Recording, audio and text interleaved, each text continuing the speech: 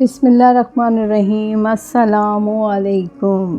حضرت جعفر رضی اللہ تعالیٰ عنہ نے اسلام کے صاف اور سادہ مگر روشن اصول کو جب اسامہ کے سامنے جرأت حق کے ساتھ پیش کیا تو حبشہ کے حکمران نے مسلمانوں کو اپنی پناہ سے نکال کر وفد کے حوالے کرنے سے انکار کر دیا۔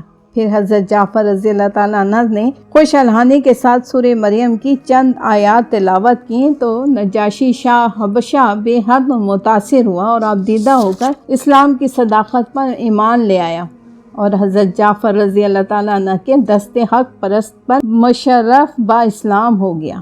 یہ ہے دعوت اسلام کا مختصر خاکہ، جس نے دنیا کے شب رنگ اور تاریک ترین خطہ انسانی کو ایک بہت ہی قلیل عرصے میں مسئلے آفتاب تابناک اور روشن بنا دیا۔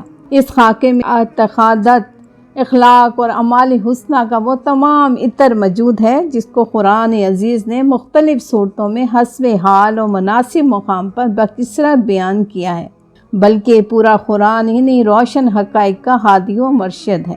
حضرت حمزہ رضی اللہ تعالیٰ عنہ فار کا وفد جب حبشہ سے ناکام واپس ہوا تو ان کا غصہ اور بھی بھڑک اٹھا اور حضور صلی اللہ علیہ وآلہ وسلم کو پہلے سے زیادہ تنگ کرنا شروع کر دیا۔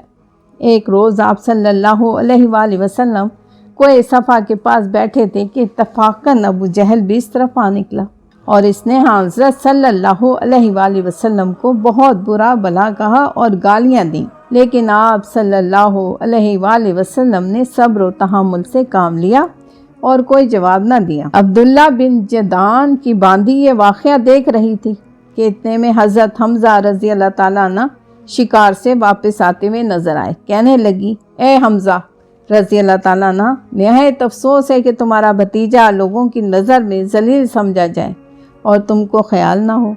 اگر آج تم دیکھتے کہ ابو جہل نے اس کو کیسی فاحش گالیاں دیں اور اس نے کس قدر صبر کیا تو تم کو حیرت ہوتی۔ کیا دنیا کے خون سفید ہو گئے، یا قومی حمیت و غیرت جاتی رہی، یا قریش کی نظروں میں ہاشم کی اولاد بالکل ہی ذلیل و بے بخیت ہو گئی ہے؟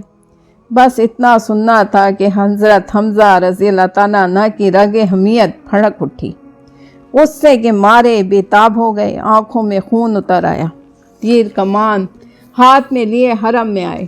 ابو جہل کے سر پر کمان اس زور سے ماری کہ سر زخمی ہو گیا اور کہا کہ او خبیث، تو محمد صلی اللہ علیہ وآلہ وسلم کو گالیاں دیتا ہے۔ پھر حضرت صلی اللہ علیہ وسلم کی خدمت میں حاضر ہوئے اور کہا کہ اے میرے بھتیجے، میں نے ابو جہل سے تیرا بدلہ لیا۔ حضور صلی اللہ علیہ وآلہ وسلم نے فرمایا، چچا، میں ایسی باتوں سے خوش نہیں ہوتا، میری خوشی تو اس میں ہے کہ آپ دین حق کی پیروی کریں۔ حضرت حمزہ رضی اللہ تعالیٰ عنہ نے اسی وقت اسلام قبول کر لیا۔ آپ صلی اللہ علیہ وآلہ وسلم کو ان کے مسلمانوں نے سے نہایت مسرت ہوئی۔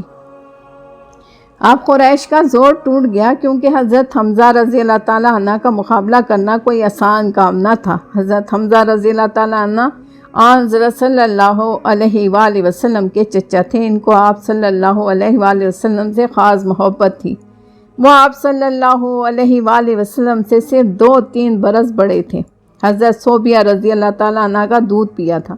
اس رشتے سے حضور صلی اللہ علیہ وآلہ وسلم کے رضائی بھائی بھی تھے۔ جنگ احد میں شہید ہوئے اور سید الشہداء کا لقب پایا۔ اللہ پاک کی کروڑوں رحمتیں ہوں ان پر اور امت مسلمہ کی طرف سے سلام ہو ان پر بے حد و حساب، آمین۔ جزاک اللہ۔